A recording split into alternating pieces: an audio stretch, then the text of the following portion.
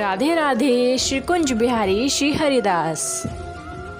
आज मैं आप लोगों की लड्डू गोपाल की सत्य लीला सुनाऊंगी, जिसे सुनकर आप कांप जाएंगे। कोई इंसान अपने स्वार्थ के लिए दूसरों को नीचा दिखाने के लिए किस हद तक गिर सकता है, ये हम सोच भी नहीं सकते। ऐसे लोगों को भगवान से डर भी नहीं लगता। क्या ऐसे लोगों को भगवान माफ़ कर देते हैं? आज की लीला आपको हैरान कर देगी। वीडियो को अंत तक ज़रूर देखना। एक औरत, उसकी उम्र 50 साल है। वो बताती है, ये जब घटना मेरे साथ घटी उस समय मेरी उम्र 24 साल थी। मुझे बचपन में लड्डू गोपाल की सेवा के बारे में कुछ नहीं पता था, ना ही मैंने कभी देखा था, ना ही मेरे घर में लड्डू गोपाल की सेवा होती थी। मेरा परिवार बहुत गरीब था। हमारे गांव में हर कोई किसी पर आधारित था। हम 2 बहनें और एक भाई था। मेरे पापा मेहनत मजदूरी करके हमारा पालन पोषण किया करते और हम तीनों भाई बहनों को पढ़ाया भी करते। जब मैं 9वीं कक्षा में थी तब मेरे लिए एक रिश्ता आया था। क्योंकि मेरे मम्मी पापा बहुत गरीब थे, वह धूमधाम से शादी नहीं कर सकते थे, ना ही दहेज दे सकते थे, तो उन्होंने रिश्ते को हाँ कर दी। मैं भी अपने मम्मी पापा की स्थिति देखकर रिश्ते को हाँ कर दी। मेरे ससुराल में सास ससुर नहीं थे, 2 भाई थे। बड़े भैया की शादी हो चुकी थी और मेरी जेठानी के 2 बच्चे थे। मेरे ससुराल की स्थिति काफ़ी अच्छी थी। मेरे मायके से मेरे जेठ का अपना दुकान था। क्योंकि उस ज़माने में बहुत कम उम्र में शादी हो जाती थी, इसलिए जब मेरी शादी हुई मेरे पति ग्रेजुएशन कर रहे थे और साथ साथ वह ट्यूशन भी पढ़ाते थे। मेरी शादी के बाद कुछ समय तक सब कुछ अच्छे से चला। फिर धीरे धीरे मेरी जेठानी मुझे कामों के लिए ताना मारने लगी, उल्टा सीधा कहने लगी प्रतिदिन। शादी के बाद इतने सारे काम एक साथ मैंने पहली बार किए थे। शादी के 1 साल बाद मैं गर्भवती होती हूँ। अब मेरी मुसीबतें और बढ़ गई। मेरे हस्बैंड की इनकम इतनी ज़्यादा नहीं थी कि वह हमें अच्छे से पालन पोषण कर सके। हम सब जेठ के ऊपर ही निर्भर थे, जिस वजह से जेठानी मुझे ताने दिया करती थी। मैंने मन ही मन सोच लिया था, अब यही मेरा परिवार है, मैं यहीं रहूँगी, क्योंकि मैं मायके जा नहीं सकती और कोई मेरा सहारा नहीं है, तो इसलिए मैं यहीं रहूँगी अब। उसके बाद मेरी बेटी का जन्म होता है। बेटी के जन्म के बाद खर्च बढ़ जाते हैं। ऐसा समय बीतने लगा। मेरी बेटी के जन्म के 3 साल बाद मैं फिर से गर्भवती हुई और फिर मेरी दूसरी बेटी का जन्म हुआ। हमारी स्थिति और ज़्यादा खराब हो गई। मेरे जेठ जेठानी हमें दिन रात ताने देने लगे। हमें बहुत बुरा लगता था, पर हमारी मजबूरी थी, हम कुछ कर नहीं सकते थे। फिर मेरे हस्बैंड ने सोचा, मुझे बाहर जाकर काम करना पड़ेगा, ऐसे घर नहीं चलेगा। तब भी हमारे गांव में बहुत से लड़के कोलकाता काम करने जाया करते थे। उन्होंने उनसे बात की और भगवान की दया से इन्हें वहाँ काम मिल गया। काम बहुत ज़्यादा मेहनत वाला था। कलकत्ता में जो बिल्डिंग बन रही थी वहाँ पे मजदूरी का काम था। फिर वे वहीं काम करने लगे और कलकत्ता में ही रहने लगे। मेरे पति गए हुए 3 महीने हुए थे। उसी बीच मेरे साथ ऐसा हुआ जो याद करके मैं कांप जाती हूँ। मैं उसे कभी याद ही नहीं करना चाहती। उस समय किसी के पास फ़ोन नहीं होता था, सबके घर में टेलीफोन हुआ करते थे। मुझे आज भी वो रात अच्छे से याद है। रात के करीब 9 साढ़े 9 बजे हमारे टेलीफोन बजा। ठेकेदार का कॉल था जिसके अंडर मेरे पति काम करते थे। वह कॉल मेरे जेठ जी ने उठाया और ठेकेदार ने बताया कि उनके भाई की मृत्यु हो गई है। चौथे माले से गिरने से वह उनका देहांत हो गया, तो आप आके उनकी बॉडी ले जाइए। मेरे जेठ एकदम बौखला गए। वह चिल्लाने लगे और हम दोनों को बाहर बुलाया, जेठानी और मुझे। मैं ये न्यूज़ सुन के एकदम चौंक गई।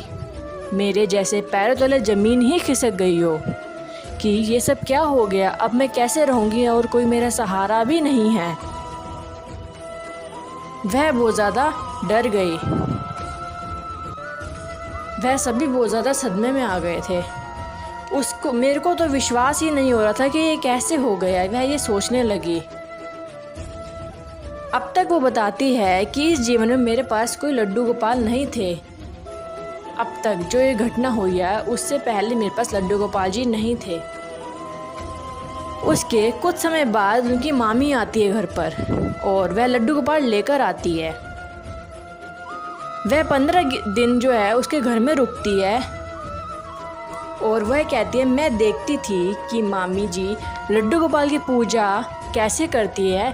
वह सुबह सुबह जल्दी उठ के उनकी पूजा करती है, उन्हें स्नान करवा के नए नए पोशाक दिलवाती है, उन्हें चारों टाइम भोग लगाती है और रात्रि को सुलाती भी हैं। यह सब मुझे आश्चर्य करता था।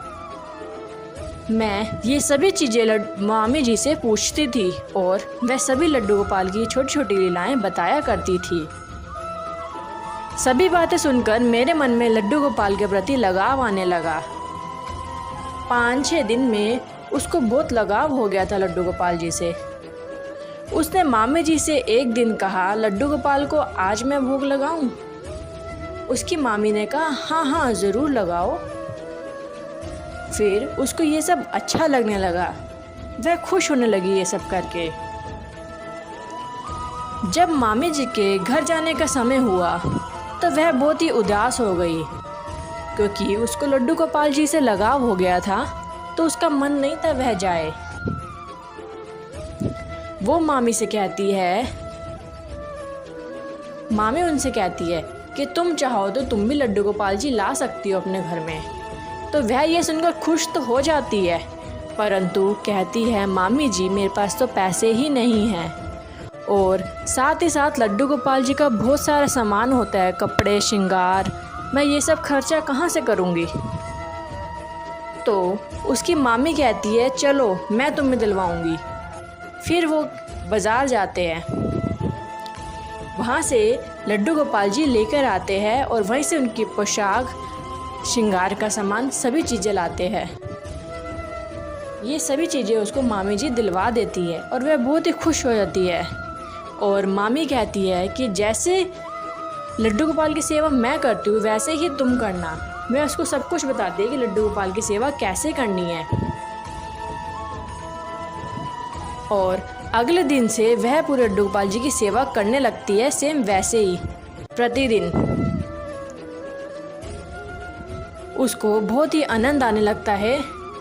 वह अपने लड्डू गोपाल जी को पुत्र मानने लगती है कि ये मेरे पुत्र ही हैं, क्योंकि मामी जी उन्हें बोल कर जाती है कि तुम लड्डू गोपाल जी को पुत्र बना के रखना, वो हमेशा तुम्हारे साथ रहेंगे। तो वह अपने लड्डू गोपाल जी को पुत्र मानने लगती है। वह प्रतिदिन लड्डू गोपाल की सेवा करने लगी, दिन रात उनकी सेवा में लगी रहती। पर मेरी जेठानी को ये सब पसंद नहीं था। मेरी जेठानी जी जेठ जी को भड़काती रहती थी, कहती कि ये दिन रात पूजा पाठ किया करती है, ऐसे घर में काम कौन करेगा और घर कैसे चलेगा।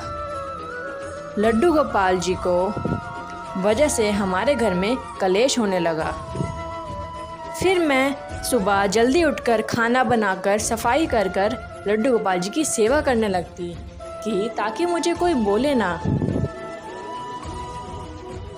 मेरी जेठानी चिढ़ने लगी और हमारे घर में जो भी आता लड्डू गोपाल के दर्शन करता। वह बताती है कि हमारे घर में सभी मांस, अंडा, मांसाहारी चीज़ें खाया करते थे, पर जिस दिन से उसने लड्डू गोपाल जी रखे थे उसने यह सब छोड़ दिया था और उनकी बेटी भी नहीं खाती थी ये सब। तभी वह सब छोड़कर वह शाकाहारी हो गए और लेकिन उनके जेठ जेठानी मांसाहारी खाना खाया करते थे, इसलिए उसने लड्डू गोपाल जी का बर्तन अलग रखा, चूल्हा भी अलग रखा, उसमें उनका खाना बनाती थी। वह उनको भोग लगाकर उसे प्रसाद समझकर खुद ग्रहण करती थी।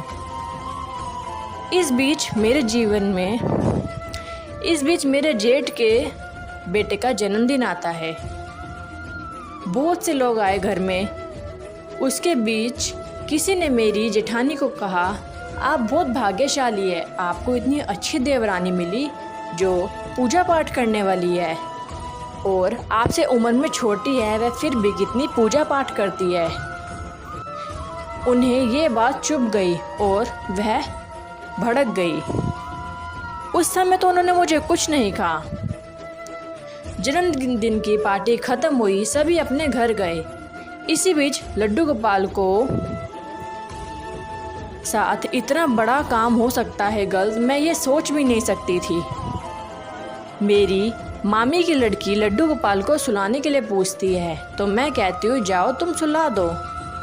वह जैसे ही सुलान जाती है तो वह ज़ोर से चिल्लाती है और हम सब डर जाते हैं और दौड़कर जाते हैं। हम देखते हैं हमारे होश उड़ जाते हैं। वो अपने हाथ में कटोरी में मांस लेकर खड़ी थी। मैं पूछती हूँ ये क्या है, मांस क्यों पकड़ा है तुमने मंदिर में? वो कहती है कि लड्डू गोपाल के आसन के नीचे यह रखा हुआ था। हम में से किसी को कुछ नहीं पता था। वह यह सुनकर बिल्कुल हैरान हो जाती है। तो मेरी जेठानी कहने लगती है ये सब इसका नाटक था, तुम्हें मांस खाना था तो खा लेती ना, नौटंकी क्यों की तुमने पूजा की? ये सभी इसकी नौटंकी थी। इसका मन था मांस खाने का, इसलिए इसने पहले गोपाल जी के वहाँ पे छुपा दिया, क्योंकि ये भोग लगाकर ही खुद खाती है, इसलिए इसने लड्डू गोपाल जी के पास रख दिया। यह सुनकर वह रोने लगी और कहने लगी नहीं ये सब मैंने कुछ नहीं किया, मुझे नहीं पता ये कैसे हुआ। पर वहाँ पे बुजुर्ग औरतें कहती है तुम्हें अगर पूजा करनी थी तो तुम ज़रूरी नहीं है मांस ना खाओ, तुम खा लेती पर ऐसे नाटक तो ना करती। यह सुनकर वह लड्डू गोपाल जी की आंखों में देखकर रोने लगी और कहने लगी यह सब मैंने नहीं किया, परंतु उसकी कोई भी बात नहीं मानता है। वह अगले दिन फिर से वैसे ही पूजा करने लगी। फिर धीरे धीरे समय बीतता गया, वैसे ही लड्डू गोपाल की सेवा करने लगी। एक दिन मेरी जेठानी लड़ने लगी लड्डू गोपाल की सेवा के लेकर। मैंने कहा आप जो मेरे साथ कर रही है मैं तो सह रही हूँ, पर उस दिन जो आपने लड्डू गोपाल जी के साथ किया है उसका ठाकुर जी आपको ज़रूर वो करेंगे, दंड देंगे आपको। तो उसकी जेठानी कहती है अच्छा तुम भी पूजा पाठ नहीं करती हो, मैं भी करती हूँ, मैं देखती हूँ अगर मैंने गलत किया है तो मुझे क्या सज़ा मिलेगी, तुम्हारे लड्डू गोपाल मुझे क्या सज़ा देंगे। यह सब वो बताती है। उसकी छोटी बेटी की शादी हो जाती है और उनका घर बहुत अच्छा होता है, तो वह सब उसके ससुराल वाले और बेटी और पति उसकी दूसरी बेटी की पढ़ाई का पूरा खर्चा करते हैं। फिर उसकी दूसरी बेटी की शादी होती है, वो भी बहुत अच्छे घर में होती है। वो दोनों अपने घर में बहुत ही सुखी थे। उनकी माँ भी उनके साथ ही रहती थी और लड्डू गोपाल की पूजा पाठ किया करती थी। वह बताती है कि मेरी जेठानी को 3 साल से अधिक की भयानक बीमारी है जो मैं कभी नहीं चाहूँगी कि किसी को भी होए, पर शायद उनको अपने कर्मों का फल मिला है। तो आप लोग देख सकते हैं कि हमारी दुनिया में कैसे लोग हैं। आप जैसा करेंगे वैसा ही आगे पाएंगे। तो ऐसा ना कभी करे, ना किसी को करने दे। हमारे लड्डू गोपाल जी बहुत ही मासूम हैं। आप उनकी अच्छे से सेवा करिए, अपने दिल से मानिए, वह हमेशा आपके साथ खड़े रहेंगे। अगर वीडियो अच्छी लगी हो तो प्लीज़ लाइक शेयर कमेंट ज़रूर करिएगा। कमेंट में राधे राधे लिखना ना भूलिएगा। राधे राधे राधे। श्री कुंज बिहारी श्री हरिदास। आज मैं आप लोगों की लड्डू गोपाल की सत्य लीला सुनाऊंगी, जिसे सुनकर आप कांप जाएंगे। कोई इंसान अपने स्वार्थ के लिए दूसरों को नीचा दिखाने के लिए किस हद तक गिर सकता है, ये हम सोच भी नहीं सकते। ऐसे लोगों को भगवान से डर भी नहीं लगता। क्या ऐसे लोगों को भगवान माफ़ कर देते हैं? आज की लीला आपको हैरान कर देगी। वीडियो को अंत तक ज़रूर देखना। एक औरत, उसकी उम्र 50 साल है। वो बताती है, ये जब घटना मेरे साथ घटी उस समय मेरी उम्र 24 साल थी। मुझे बचपन में लड्डू गोपाल की सेवा के बारे में कुछ नहीं पता था, ना ही मैंने कभी देखा था, ना ही मेरे घर में लड्डू गोपाल की सेवा होती थी। मेरा परिवार बहुत गरीब था। हमारे गांव में हर कोई किसी पर आधारित था। हम 2 बहनें और एक भाई था। मेरे पापा मेहनत मजदूरी करके हमारा पालन पोषण किया करते और हम तीनों भाई बहनों को पढ़ाया भी करते। जब मैं 9वीं कक्षा में थी तब मेरे लिए एक रिश्ता आया था। क्योंकि मेरे मम्मी पापा बहुत गरीब थे, वह धूमधाम से शादी नहीं कर सकते थे, ना ही दहेज दे सकते थे, तो उन्होंने रिश्ते को हाँ कर दी। मैं भी अपने मम्मी पापा की स्थिति देखकर रिश्ते को हाँ कर दी। मेरे ससुराल में सास ससुर नहीं थे, 2 भाई थे। बड़े भैया की शादी हो चुकी थी और मेरी जेठानी के 2 बच्चे थे। मेरे ससुराल की स्थिति काफ़ी अच्छी थी मेरे मायके से। मेरे जेठ का अपना दुकान था, क्योंकि उस ज़माने में बहुत कम उम्र में शादी हो जाती थी। इसलिए जब मेरी शादी हुई, मेरे पति ग्रेजुएशन कर रहे थे और साथ साथ वह ट्यूशन भी पढ़ाते थे। मेरी शादी के बाद कुछ समय तक सब कुछ अच्छे से चला। फिर धीरे धीरे मेरी जेठानी मुझे कामों के लिए ताना मारने लगी, उल्टा सीधा कहने लगी प्रतिदिन। शादी के बाद इतने सारे काम एक साथ मैंने पहली बार किए थे। शादी के 1 साल बाद मैं गर्भवती होती हूँ। अब मेरी मुसीबतें और बढ़ गई। मेरे हस्बैंड की इनकम इतनी ज़्यादा नहीं थी कि वह हमें अच्छे से पालन पोषण कर सके। हम सब जेठ के ऊपर ही निर्भर थे, जिस वजह से जेठानी मुझे ताने दिया करती थी। मैंने मन ही मन सोच लिया था, अब यही मेरा परिवार है, मैं यहीं रहूँगी, क्योंकि मैं मायके जा नहीं सकती और कोई मेरा सहारा नहीं है, तो इसलिए मैं यहीं रहूँगी अब। उसके बाद मेरी बेटी का जन्म होता है। बेटी के जन्म के बाद खर्च बढ़ जाते हैं। ऐसा समय बीतने लगा। मेरी बेटी के जन्म के 3 साल बाद मैं फिर से गर्भवती हुई और फिर मेरी दूसरी बेटी का जन्म हुआ। हमारी स्थिति और ज़्यादा खराब हो गई। मेरे जेठ जेठानी हमें दिन रात ताने देने लगे। हमें बहुत बुरा लगता था, पर हमारी मजबूरी थी, हम कुछ कर नहीं सकते थे। फिर मेरे हस्बैंड ने सोचा, मुझे बाहर जाकर काम करना पड़ेगा, ऐसे घर नहीं चलेगा। तभी हमारे गांव में बहुत से लड़के कोलकाता काम करने जाया करते थे। उन्होंने उनसे बात की और भगवान की दया से इन्हें वहाँ काम मिल गया। काम बहुत ज़्यादा मेहनत वाला था। कलकत्ता में जो बिल्डिंग बन रही थी वहाँ पे मजदूरी का काम था। फिर वह वहीं काम करने लगे और कलकत्ता में ही रहने लगे। मेरे पति गए हुए 3 महीने हुए थे। उसी बीच मेरे साथ ऐसा हुआ जो याद करके मैं कांप जाती हूँ। मैं उसे कभी याद ही नहीं करना चाहती। उस समय किसी के पास फ़ोन नहीं होता था, सबके घर में टेलीफोन हुआ करते थे। मुझे आज भी वो रात अच्छे से याद है। रात के करीब 9 साढ़े 9 बजे हमारे टेलीफोन बजा। ठेकेदार का कॉल था जिसके अंडर मेरे पति काम करते थे। वह कॉल मेरे जेठ जी ने उठाया और ठेकेदार ने बताया कि उनके भाई की मृत्यु हो गई है। चौथे माले से गिरने से वह उनका देहांत हो गया, तो आप आके उनकी बॉडी ले जाइए।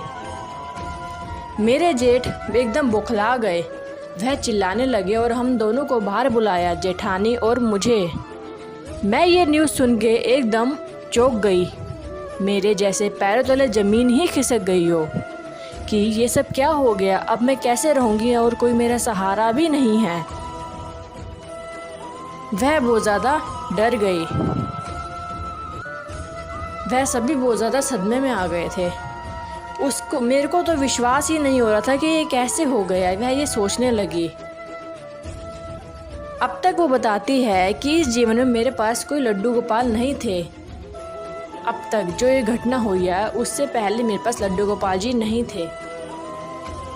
उसके कुछ समय बाद उनकी मामी आती है घर पर और वह लड्डू गोपाल लेकर आती है। वह 15 दिन जो है उसके घर में रुकती है और वह कहती है, मैं देखती थी कि मामी जी लड्डू गोपाल की पूजा कैसे करती है।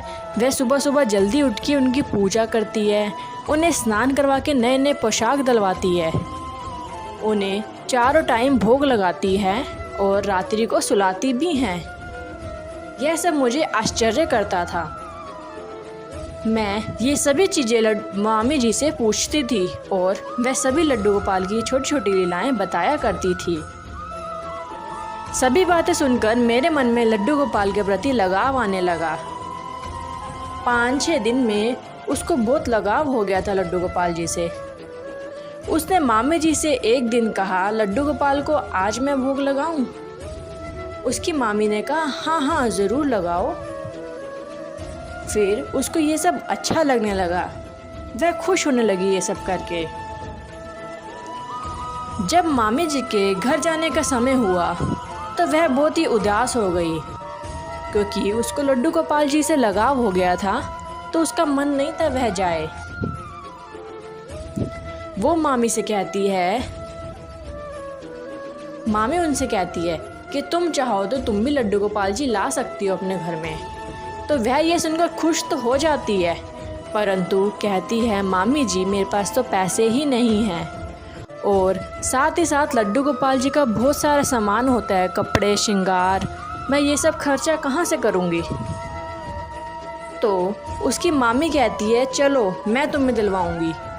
फिर वो बाज़ार जाते हैं, वहाँ से लड्डू गोपाल जी लेकर आते हैं और वहीं से उनकी पोशाक श्रृंगार का सामान सभी चीज़ें लाते हैं। ये सभी चीज़ें उसको मामी जी दिलवा देती है और वह बहुत ही खुश हो जाती है। और मामी कहती है कि जैसे लड्डू गोपाल की सेवा मैं करती हूँ वैसे ही तुम करना। मैं उसको सब कुछ बताती है कि लड्डू गोपाल की सेवा कैसे करनी है। और अगले दिन से वह पूरे लड्डू गोपाल जी की सेवा करने लगती है, सेम वैसे ही प्रतिदिन। उसको बहुत ही आनंद आने लगता है। वह अपने लड्डू गोपाल जी को पुत्र मानने लगती है कि ये मेरे पुत्र ही हैं, क्योंकि मामी जी उन्हें बोल कर जाती है कि तुम लड्डू गोपाल जी को पुत्र बना के रखना, वो हमेशा तुम्हारे साथ रहेंगे। तो वह अपने लड्डू गोपाल जी को पुत्र मानने लगती है। वह प्रतिदिन लड्डू गोपाल की सेवा करने लगी, दिन रात उनकी सेवा में लगी रहती। पर मेरी जेठानी को ये सब पसंद नहीं था। मेरी जेठानी जी जेठ जी को भड़काती रहती थी, कहती कि ये दिन रात पूजा पाठ किया करती है, ऐसे घर में काम कौन करेगा और घर कैसे चलेगा। लड्डू गोपाल जी को वजह से हमारे घर में कलेश होने लगा। फिर मैं सुबह जल्दी उठकर खाना बनाकर सफाई कर कर लड्डू गोपाल जी की सेवा करने लगती कि ताकि मुझे कोई बोले ना। मेरी जेठानी चिढ़ने लगी और हमारे घर में जो भी आता लड्डू गोपाल के दर्शन करता। वह बताती है कि हमारे घर में सभी मांस, अंडा, मांसाहारी चीज़ें खाया करते थे, पर जिस दिन से उसने लड्डू गोपाल जी रखे थे उसने यह सब छोड़ दिया था और उनकी बेटी भी नहीं खाती थी ये सब। तभी वह सब छोड़कर वह शाकाहारी हो गए और लेकिन उनके जेठ जेठानी मांसाहारी खाना खाया करते थे, इसलिए उसने लड्डू गोपाल जी का बर्तन अलग रखा, चूल्हा भी अलग रखा, उसमें उनका खाना बनाती थी। वह उनको भोग लगाकर उसे प्रसाद समझकर खुद ग्रहण करती थी। इस बीच मेरे जेठ के बेटे का जन्मदिन आता है। बहुत से लोग आए घर में। उसके बीच किसी ने मेरी जेठानी को कहा, आप बहुत भाग्यशाली है, आपको इतनी अच्छी देवरानी मिली जो पूजा पाठ करने वाली है और आपसे उम्र में छोटी है, वह फिर भी कितनी पूजा पाठ करती है। उन्हें ये बात चुभ गई और वह भड़क गई। उस समय तो उन्होंने मुझे कुछ नहीं कहा। जन्मदिन की पार्टी ख़त्म हुई, सभी अपने घर गए। इसी बीच लड्डू गोपाल को साथ इतना बड़ा काम हो सकता है गलत, मैं ये सोच भी नहीं सकती थी। मेरी मामी की लड़की लड्डू गोपाल को सुलाने के लिए पूछती है तो मैं कहती हूँ जाओ तुम सुला दो। वह जैसे ही सुलाने जाती है तो वह ज़ोर से चिल्लाती है और हम सब डर जाते हैं और दौड़कर जाते हैं। हम देखते हैं हमारे होश उड़ जाते हैं। वो अपने हाथ में कटोरी में मांस लेकर खड़ी थी। मैं पूछती हूँ ये क्या है, मांस क्यों पकड़ा है तुमने मंदिर में। वो कहती है कि लड्डू गोपाल के आसन के नीचे यह रखा हुआ था। हम में से किसी को कुछ नहीं पता था। वह यह सुनकर बिल्कुल हैरान हो जाती है। तो मेरी जेठानी कहने लगती है ये सब इसका नाटक था, तुम्हें मांस खाना था तो खा लेती ना, नौटंकी क्यों की तुमने पूजा की। ये सभी इसकी नौटंकी थी, इसका मन था मांस खाने का, इसलिए इसने पहले गोपाल जी के वहाँ पे छुपा दिया, क्योंकि ये भोग लगाकर ही खुद खाती है, इसलिए इसने लड्डू गोपाल जी के पास रख दिया। यह सुनकर वह रोने लगी और कहने लगी नहीं यह सब मैंने कुछ नहीं किया, मुझे नहीं पता ये कैसे हुआ। पर वहाँ पे बुजुर्ग औरतें कहती है तुम्हें अगर पूजा करनी थी तो तुम ज़रूरी नहीं है मांस ना खाओ, तुम खा लेती पर ऐसे नाटक तो ना करती। यह सुनकर वह लड्डू गोपाल जी की आंखों में देखकर रोने लगी और कहने लगी यह सब मैंने नहीं किया, परंतु उसकी कोई भी बात नहीं मानता है। वह अगले दिन फिर से वैसे ही पूजा करने लगी। फिर धीरे धीरे समय बीतता गया, वैसे ही लड्डू गोपाल की सेवा करने लगी। एक दिन मेरी जेठानी लड़ने लगी लड्डू गोपाल की सेवा के लेकर। मैंने कहा आप जो मेरे साथ कर रही है मैं तो सह रही हूँ, पर उस दिन जो आपने लड्डू गोपाल जी के साथ किया है उसका ठाकुर जी आपको ज़रूर वो करेंगे, दंड देंगे आपको। तो उसकी जेठानी कहती है अच्छा तुम भी पूजा पाठ नहीं करती हो, मैं भी करती हूँ, मैं देखती हूँ अगर मैंने गलत किया है तो मुझे क्या सज़ा मिलेगी, तुम्हारे लड्डू गोपाल मुझे क्या सज़ा देंगे। यह सब वो बताती है।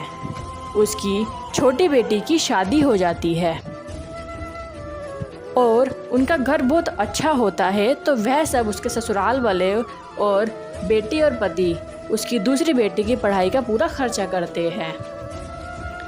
फिर उसकी दूसरी बेटी की शादी होती है, वो भी बहुत अच्छे घर में होती है।